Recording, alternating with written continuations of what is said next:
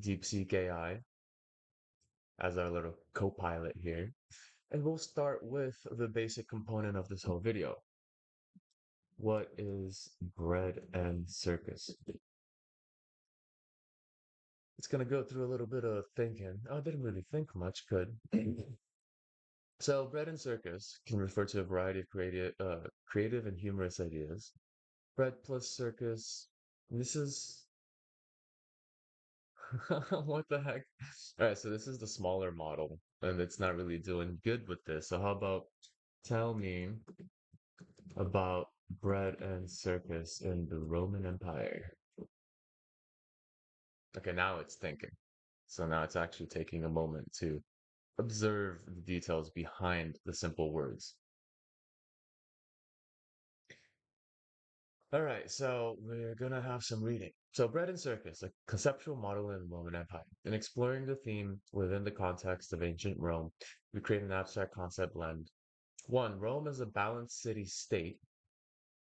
The Roman Empire is characterized by a harmony between upper class and the lower classes. This balance is evident in Roman architecture. Circus is a performing symbol. The circus theme can be symbolized the artist performing within. I'm not sure I like this. And this blend reflects hello Chinese characters. We're also observing our little. Okay, let me just run the regular model.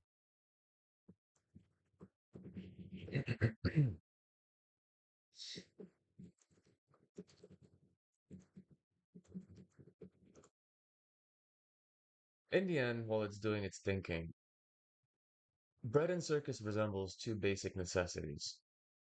Bread being the basic need for an individual to exist on this planet. Food. And of course, it doesn't have to be just bread. Circus being the entertainment value that we try to contain just to survive life on a non-depressive note, in a way. We need food to live, we need entertainment to feel alive.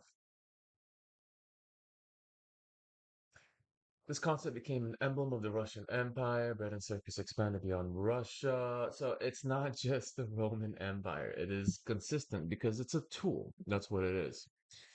Bread and circus in the Roman Empire. The idea is if you keep people fed and you entertain them with stadiums full of gladiators, you're essentially going to have a population under control.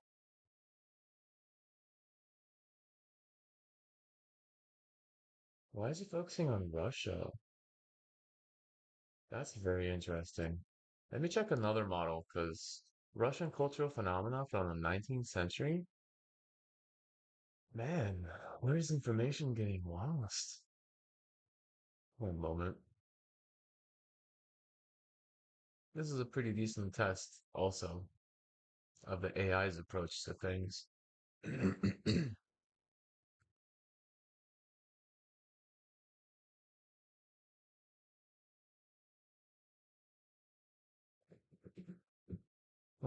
Explain circus relative to the Roman Empire and its use amongst its populace.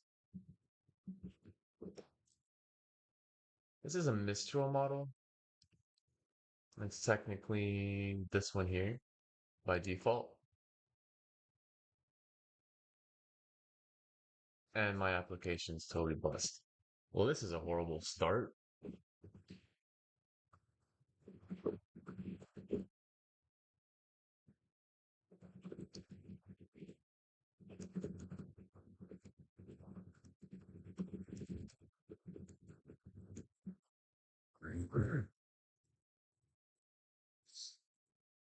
There we go. Hmm. Roman government. So it was weird that I asked the same question to Mr. DeepSeek made in China, and it was talking about Russia. And now we're actually on, even if I mentioned the Roman Empire, and it still talked about Russia. So There's a little bit of censorship in the AI, so careful with that, I suppose. So the bread and circuses concept is a phrase derived from the Satires, a collection of poems by the Roman poet Juvenal. Isn't there like a rapper named Juvenal? It metaphorically refers to the ancient Roman practice of giving the masses free food, bread, and entertainment, circus or games or public spectacles, in order to maintain their satisfaction and prevent them from questioning the political and social issues that affect them. This is probably the reason DeepSeek didn't quite catch. I'm also suspicious of that model now, being that it's from China, this DeepSeek model, which makes me think that this is probably a tool that they use and they don't want people to understand it, so they diverge from the details. This is the problem with history. The history you read is relative to the country you're in. And normally we already accept the concept in history where the victors are the ones that get to write the books of history.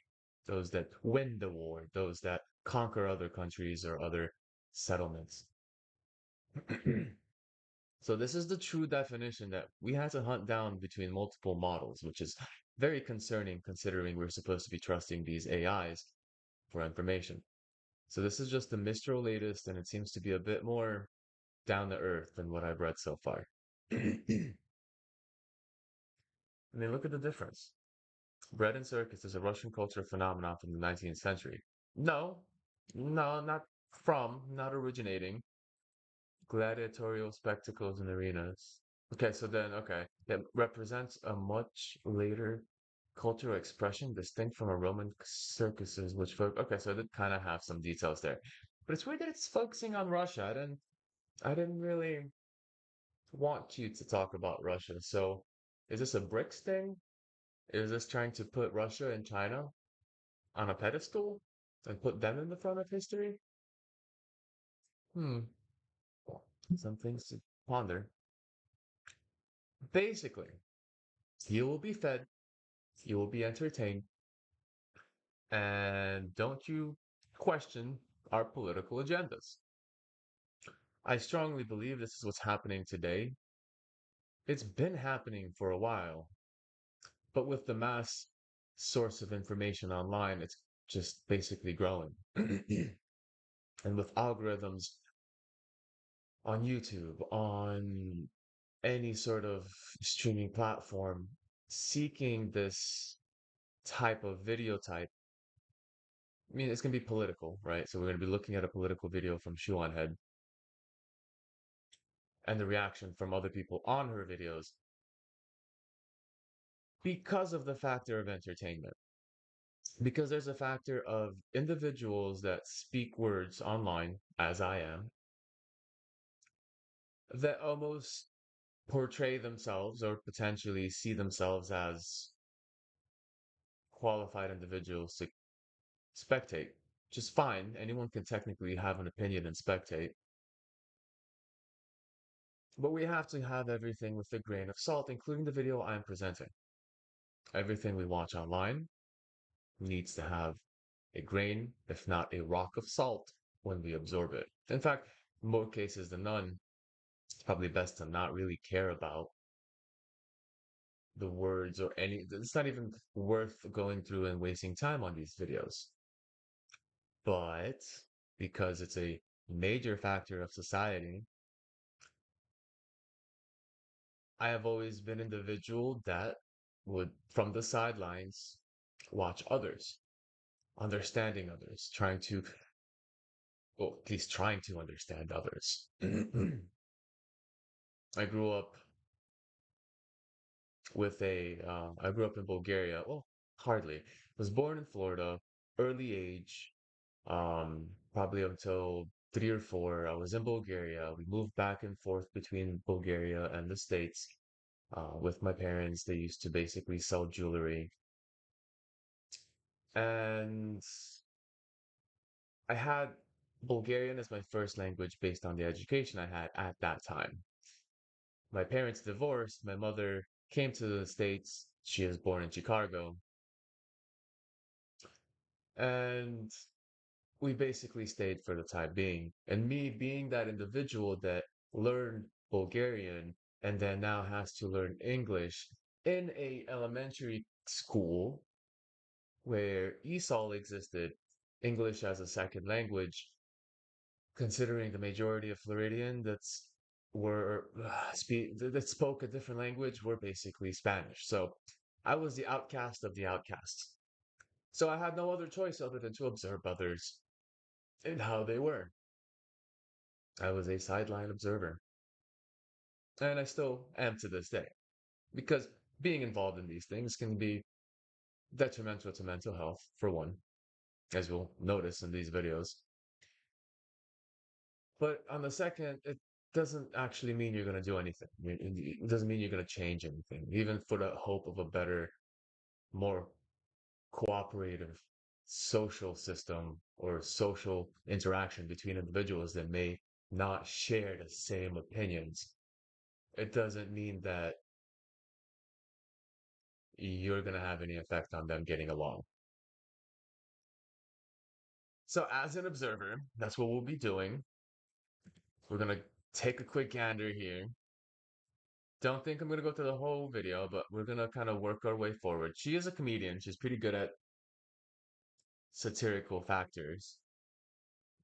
Hello everyone, and welcome back to the ShoeOnHead channel. I am your host, ShoeOnHead. You may know me on Reddit as generic far-right Fox News bigot. Or perhaps you know me as Commie Mommy.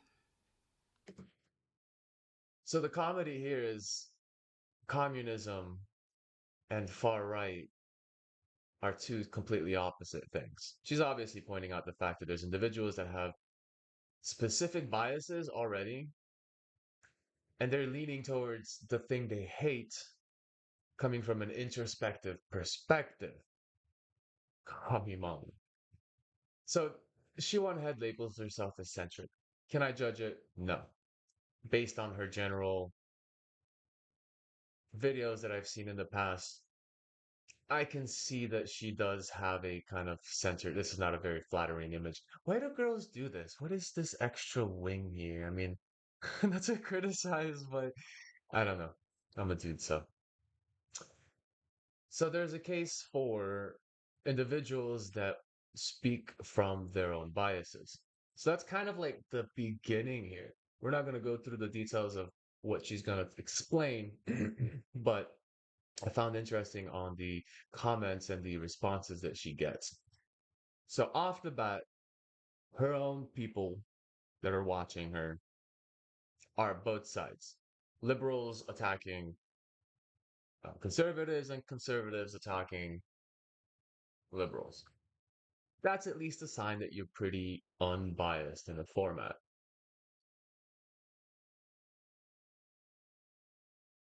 She goes over some of the things that happened recently: California fires, healthcares, CEOs getting shot, all the crazy things, man.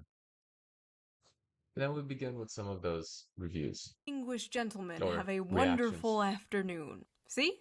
It's not that hard to control our anger. This is a 17.5-minute video from a rich white person talking about how both parties are the exact same. Bias. Obvious. First, I agree with the factor that we're essentially in this circus together, folks. The parties emulate opposition, which we mimic in the public space. This causes divide. And over the history of our existence, conquer and divide is the most effective way to partition people into labels and being able to essentially control the labels as needed. Oh, you're conservative, you must hate liberals. Oh, you're liberals, you must hate conservatives. And this is what you stand for, this is what they stand for, and they're wrong. This is essentially the equation that happens over and over again. And my expression would be akin to what she's doing right now. Anyone that begins with a rash in a way, he's debunking that. Oh yeah, that's not true. They're different parties. Look at the R in Republican. Look at the D in Democrat. Look at the Democrats being blue and the Republicans being red. These are all clothing. These are all aesthetics. Visual aesthetics seem to appease the mind more than actual rational thought. So you're going to have a lot of people that see this as a type of disassociation from politics. And because you're trying to disassociate, you are also a part of that bin of individuals that, well, don't fit into the conversation. Oh, you don't pick a side? Well, what do you have about saying anything useful to me? Because my side says this, so I have to go with my side. And again, this is just another football game of politics in which two sides are in a game constantly bickering at each other without any actual progress. What a fine, distinguished gentleman. I hope he has a wonderful afternoon. Who is her main audience? It's going to be all conservative types. Every single one. Every single one of these centristy people, their audiences are always conservatives. Uh, uh,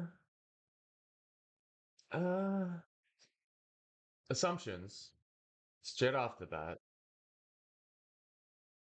You probably just have to look at the comments to see all the chaos that happens within the two-sided aspect of things. But assuming that someone is playing a role as a centric to be a conservative is pretty far-fetched. This individual Destiny, who I know nothing of,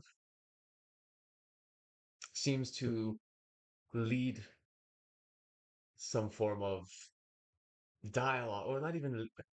When you lead a dialogue, you expect a return in dialogue, a conversation.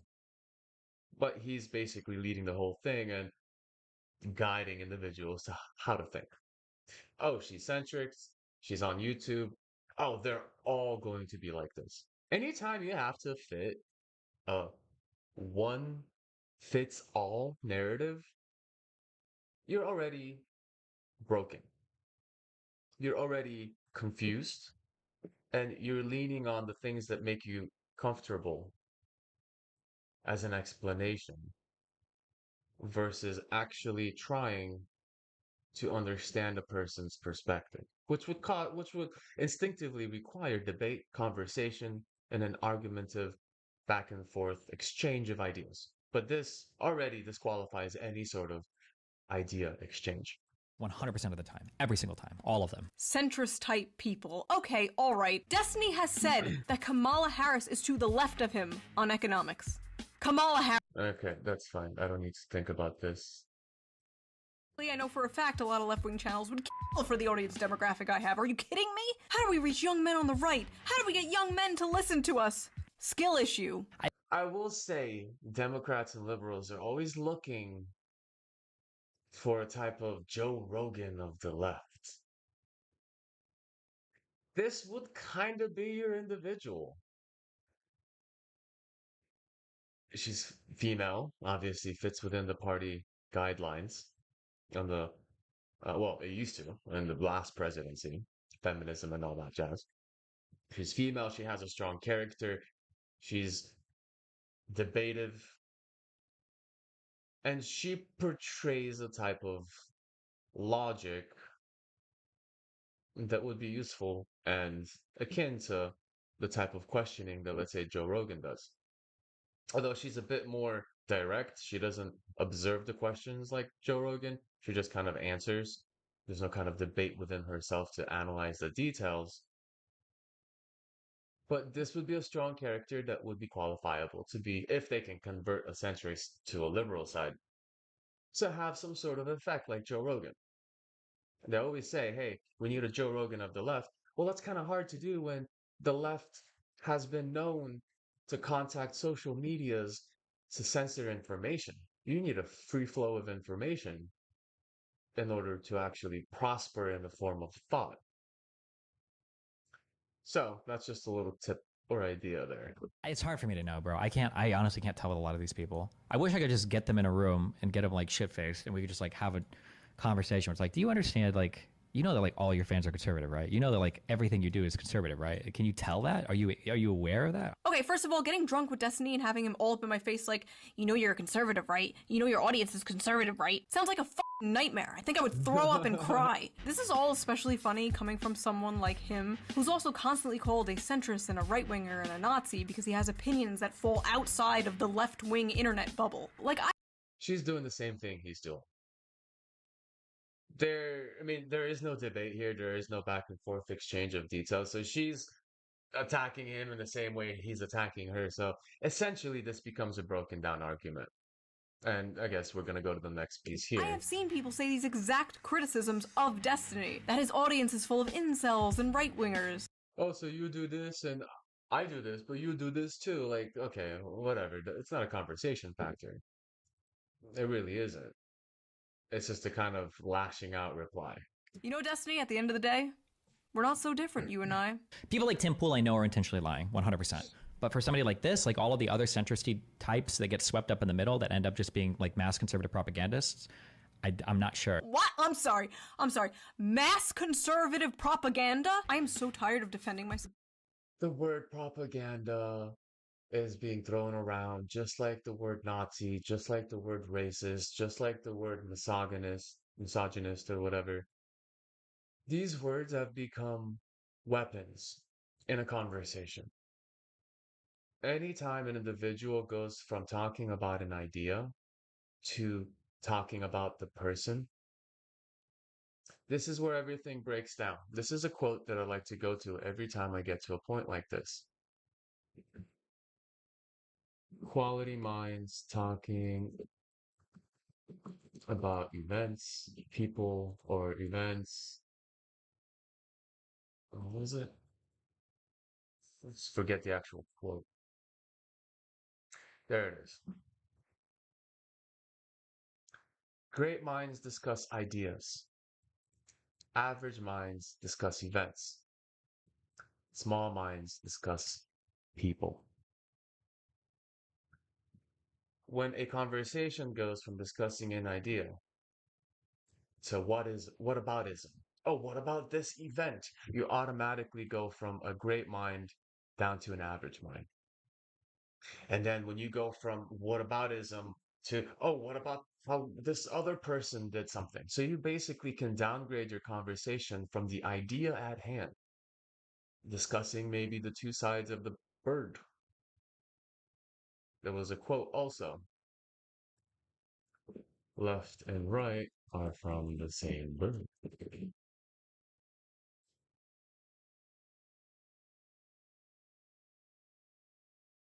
This was an interesting origin in a way. I believe it was from a Native American. Yeah, this is where I picked it up from, but I can't be sure where it's actually from. But in the end, what if I told you that the left wing and the right wing belong to the same bird? This is also akin to the circus part of the bread and circus. It's all a game. You're the spectator in this colosseum that we are seeing in politics. And you've got the left side gladiators and the right side gladiators. Sadly, they're not picking up weapons to get rid of each other so we can actually reset the politics, as horrible as that sounds. But we'll have time and age eventually solve that for us. Hopefully, people will continue to vote on ideas rather than prepackaged ideologies. This is what happened with Trump recently.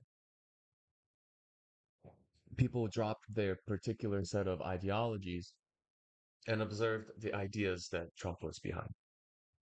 Economic issues, people struggling, regular people struggling. We're not talking about the financially sound. We're talking about individuals that are starting to struggle paying for eggs and food. Starting to see that growing food is essential to survival in the future. And then realizing that this isn't a living wage anymore, it's a surviving wage. It's the minimal amount that you have in order to feed yourself and stay up alive for the next week until your bills come up at the end of the month. This is a very common theme that's happening recently, especially with inflation going out of control. And inflation, sorry guys, but inflation doesn't, like, we cannot counter inflation. Once the prices go up, they're up. Unless we have the opposite, deflation, which you can hope all you want, but the government will never let that happen. It will be against the form of lending treasuries and bonds.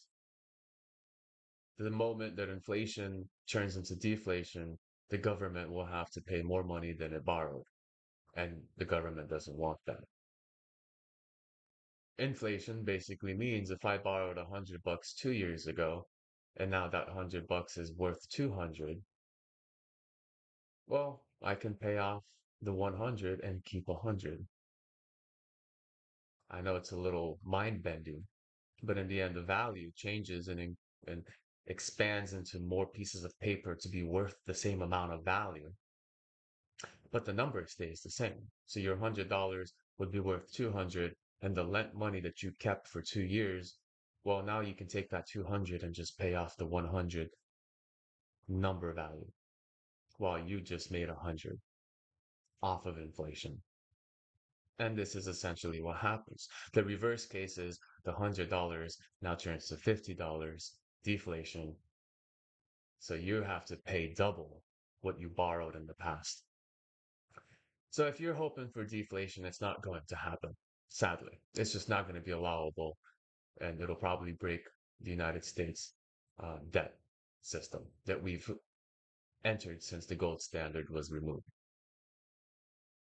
But that's kind of the point. We can't discuss these things because we're too busy pointing fingers about who's what and who's this and who's misogynist and who's a Nazi. Those are techniques that people will use when they have no more to argue with, no more details to contribute to the conversation. And when they don't have any more ideas to discuss, they start discussing the person that the ideas are coming from. And we degrade all conversations to this. You are this. You're a misogynist. You are a Nazi. You're a communist. You're something. Pick a freaking word off the dictionary. At that point in time, you lose all value that was just discussed from ideas. And this is the problem that we run into, and this is the problem we will keep running into so long as the bread and circus continues. Stuff like this though. Frankly, I've seen what makes someone a progressive to these people, so I don't really mind when they call me conservative. I'll take it, Destiny. Conservative, centrist, whatever. Someone did die. One of the bullets hit Corey Comparator as he was protecting his family. It's one thing to make fun of a failed assassination attempt, even a successful assassination attempt on a politician. If we can't mock or criticize the people in power, there is an issue. But it's another thing to mock a innocent Trump supporter that died. The guy didn't have any power. He wasn't a politician. He was just a... This is where it gets really cynical. First, notice Destiny's response. He's kind of bored. I don't know, maybe that's his body language. Maybe that's his neutral body language, but he just seems kind of not interested. And then we go into the responses of an individual dying. Dude, I don't like... He wasn't just a dude. He was a guy that was posting a ton of inflammatory shit on his social media, who was at a rally for one of the most inflammatory candidates of all time, but... A dude wasn't... So that was the justification of a person's death. The things he said and the place he was, because both of those things disagreed with his ideology. That justifies a person's death. This makes me very worried because not only is this individual dumb, but he's violent and aggressive, passively. But individually, it's not a problem. The problem is he's broadcasting to people. And people will use justification from any form in order to create or do things, create chaos or do things that would be essentially bad. This is the issue with social media and people that do not critically think about the information that they absorb. They don't discuss it. They just absorb it. They look at the person. They judge the person. They don't want to watch something. Look at the way he talks. I don't like the way he looks. But the case scenario is look at the ideas being discussed. Don't look at the person. If you can't focus on the idea that's being conversed on a video, and all you can think about is the individual providing those ideas, you're essentially a small mind. You're still thinking about people. You need to go from people back to ideas. And if you cannot, then probably stop watching YouTube. Stop watching any sort of media because your mind is more gullible than a pigeon in a room with a button to press to get seeds. This is what worries me. And because of the fact, if it was an individual that's just chilling in his basement and not really doing anything with his life, that's fine. But when it becomes an influential factor for individuals, they're essentially capable of changing people's perspectives and minds and influencing actions. No wonder we're having problems. No wonder the assassinations attempts existed. People are essentially rallying behind this mindset. You're different, you deserve to die. And that's horrible. That is not a humanistic factor. We are all living beings with blood. We need food. We have emotions. We have a path of pain that we've all come through. That sort of language is mindless, is violent. Now, it's not due for censorship because that would just lean towards the democratic side of things. Let's censor everything because people don't know how to communicate. I encourage people like this to think a little bit more critically about their own views and not respond in such lack of emotional, lack of empathy sort of way. Just a dude and deserved to die because he posted inflammatory shit online? My brother in Christ, you do that. I do that. We all do that. And that's the problem. And conversations have become that. They have not become discussing ideas. It's become attacking others. And welcome to the internet. 2025. All right, I'm done with this one. I'm done. I don't know what I expected. I honestly expected better. I did not expect this. Hopefully the next person is more sane. So let's go. Let's go. This is called America is in Shambles. I'm excited to see what this is. Build Back Better, Agenda 47. Let me introduce you to the Shoe New Deal. Bring back the red Pizza Hut cups.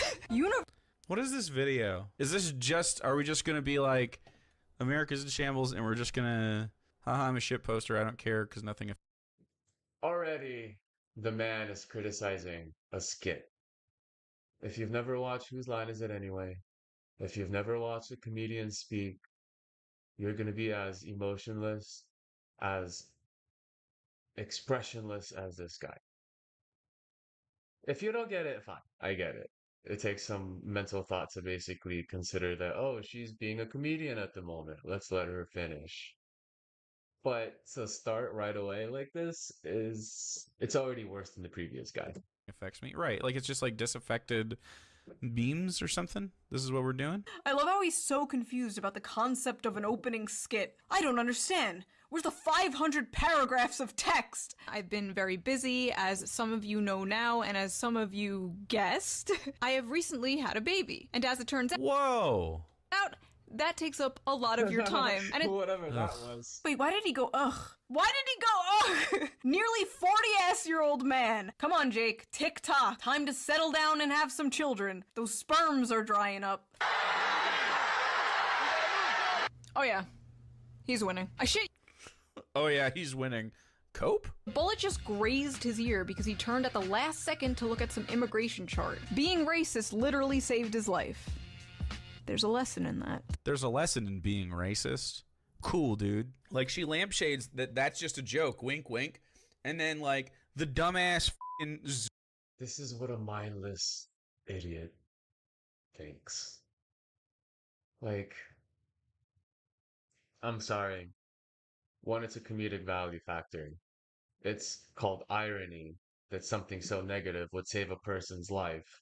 And she's only saying being racist saved his life is because other people are calling him racist. So she's kind of like using the same concept he's about to use to basically lampshade her into the same idea.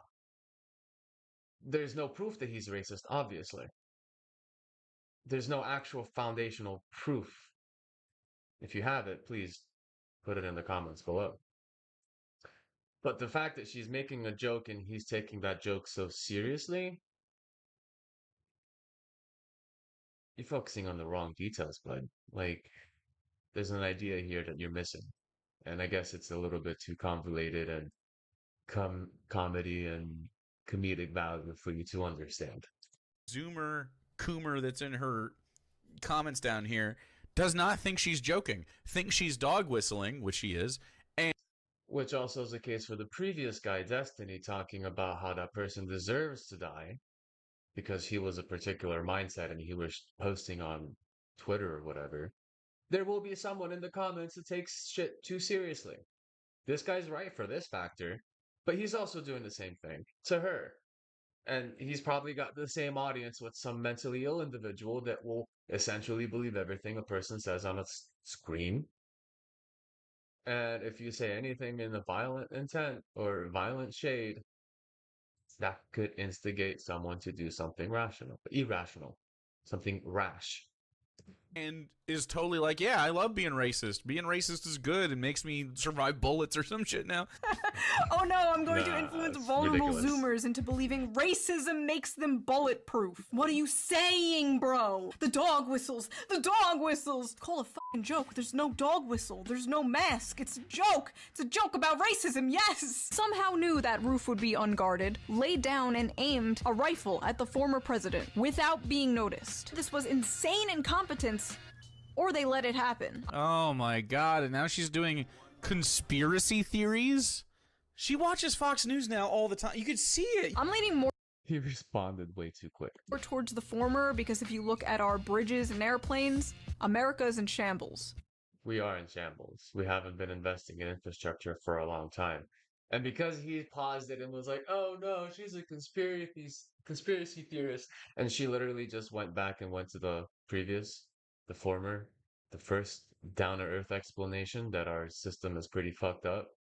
And now he's silent about it. That's the problem. People are not going to respond at things that make them look wrong.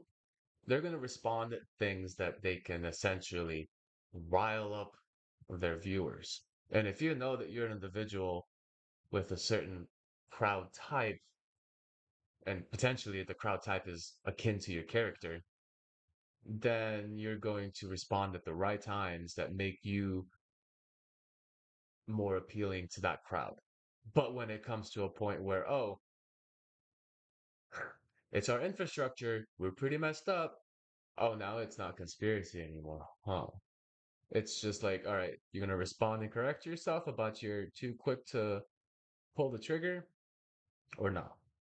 First of all, why That's the a no. fuck would I watch Fox News? Tucker Carlson isn't on there anymore. Also, I love how he paused before I finished my sentence. Said a thing he thought epically owned me, then unpaused and I continued and said the opposite of what he thought I would say. His fanfiction of me that And didn't respond on top of it. believes in Fox News conspiracies turned out not to be real. The man is out here fighting ghosts. He's fighting his schizophrenic thoughts. He took too much cough syrup and I appeared in the corner of his room talking about Fox News. People were laughing about how some of the cops protecting Trump were women, and like, come on now, that's sexist. They were making these awful memes like this. And then you just do the sexist joke. You go, that's sexist, but I don't care. You know what you're doing. People that have no humor, they're gonna take any moment to basically. I don't like this guy. He's a pretty much a joke. He's oh, and then that response. Be a VTuber? I would. And I'd give myself pink hair and big anime titties. Ignore that. Alright, moving on. One of the bullets hit Corey Comparator as he was protecting his family. But there were people like mocking this, which is insane to me. Like, it's one thing to make fun. Well, he was a racist, so he caught a... And there is your response. Off the cuff. No hesitation. He's got his ideology and he's sticking to it, man. Another case of mental illness that resembles that of Destiny. This guy actually is a lot more aggressive. And if anyone else easily manipulated by information that's pretty crappy online watches this guy, he's gonna excuse it too. And now there's an excuse for doing things that are not doing violent things against people that are not even true. Just because you are on this person's side, you must be misogynist, racist, etc., etc. So now we're kind of aligning words with political definitions. And this is where the issue happens. It becomes dangerous because there's no actual discussion about things. There's only finger pointing, and finger pointing leads to violence. A bullet for no fucking reason at a hit, like a Trump rally, right? It's like being upset the Nazi got hit at a Nazi rally, right? Oh my god, they're all justifying it. A innocent Trump supporter that died. He's not innocent, actually. He went to a Trump rally, supported Donald Trump publicly. Am I going in? Do you see how ridiculous that is? I mean, we're basically not going to go through the 46-minute value here of the whole video, but this is really what I wanted to point at. I saw this and it made me internally just like flushed. I cannot believe people exist on this planet that will literally justify this factor. An individual that was killed and then conclude that the whole rally is just a Nazi rally and then say, oh, he deserved it. How lack of empathy, apathy, how mentally ill do you have to be to consider that an actual justification? So I'm actually going to end it here because I'm not going to go through the whole thing, but I want that to be a case to remember for the bread and circus. We just went through a couple of minutes of bread and circus ourselves. And that's why it works. Not only is she responding to him, I'm responding to her because all of us got activated. Different subjects, but we got activated based on stupid conversations online. Keep in mind always, guys and girls, folks, like, we're human beings on this planet. We all bleed red.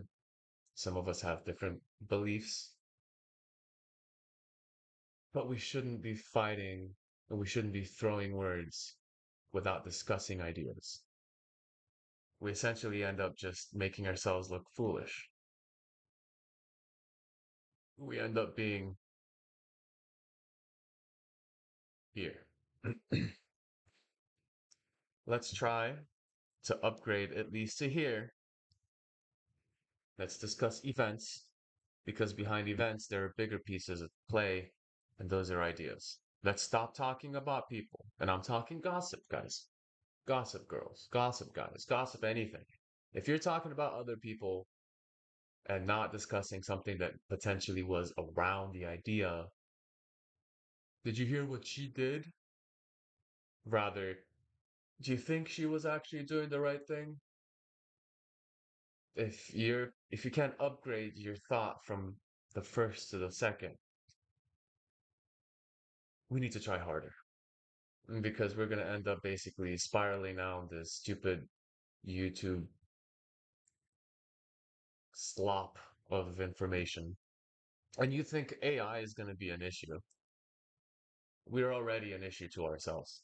AI is only going to escalate the speed in which it becomes an issue. I mean, considering that even my own AI is on my computer, they're having weirdness and difference of answers. One focuses, the Chinese one obviously, focuses on Russian cultural phenomenon, when the actual explanation comes from the Roman Empire. Full circle.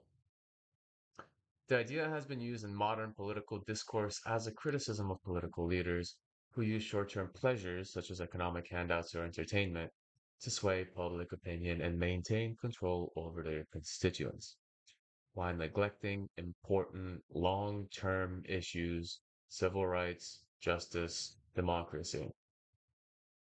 It is a reminder that temporary appeasement can only go so far in addressing the deeper needs of society and may ultimately lead to more significant problems down the line.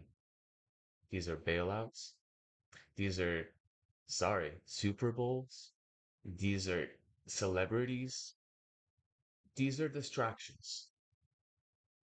Those are all people, and we're small minds for putting those on the top of our important factor list. We need to get away from celebrities. We need to get away from sports, do sports, act on sports, but don't watch sports. There's no reason for it. You're going to read about it on the news the next day. Big deal. Someone won, someone lost. You watching or not watching is not going to change the outcome of the game. Try to put your time into more productive forms. We're all going to need to with the way that economy is going. And the less we have to absorb bullcrap from other people, keep it short. I just wanted to make a quick response based on a couple of big factors involved. That people's apathies are falling. Their empathies are decreasing. Or sorry, apathies are increasing, empathies are decreasing. And that's also a reason for them being so violent against an individual being of a different party than themselves. They have apathy for that whole party, therefore, because they're Nazis, so whatever if they die. They disregard the basic biological construction that we are all earth fleas on this planet, sucking up everything, and then littering everything we just created, bags, metals, we just throw it everywhere. Maybe the first thing we need to do as a society is agree to not have garbage everywhere. Because when we dirty our environment, we dirty ourselves, man. We only cause long-term issues. Long-term issues. And yeah, civil rights, like civil rights, justice, democracy, but long-term issues come in many forms, including economic factors. The more we print money to bail out people or companies, doesn't matter which one, the worse inflation gets. And 5, 10 years down the line, it's only going to get even worse. So we need to stop thinking short term. I guess in a way, I'm apathetic to the actual outcome here because observing this, it's been degrading. The conversation has been degrading. It's become more of an attack on individuals' mindset instead of discussing the ideas that a mindset is creating. And I've had it in my personal life too. People are affected by this theme. It's so difficult to find individuals that can converse objectively and not relatively to what they feel like they need to represent or they need to be right or something. It's not about being right or wrong. It's about discussing ideas and realizing that no matter if you think you're right or wrong, there's a potential for a new path that neither of the participants discussing the idea even thought about. And that's how new ideas are created by the mixture of different ideas. And if we cannot mix ideas and we're stuck on this left and right or this team one, team two, red versus blue, whatever, we're never going to cope. We're never going to improve ourselves. And I mean, like, we're never going to cope for the future. We're never going to have enough cope for the hope that we're going to actually improve. We're just going to end up constantly down spiraling into these conversations. So that's it. That's all I wanted to do. I just saw this video recently. It stirred up a little something, and it's a conversation to be had. So maybe it was useful, maybe it wasn't, but hey, it's on the internet now. So thanks for watching. If you made it this far, appreciate you much. And let's all hope that we can communicate at a higher level and upgrade from pointing fingers and people talking, at least to event talking. At least talk about events. That's the next step forward. Don't talk about people, talk about events. And maybe then, when everyone's talking about events, we can all simultaneously upgrade to ideas again, just like the Renaissance.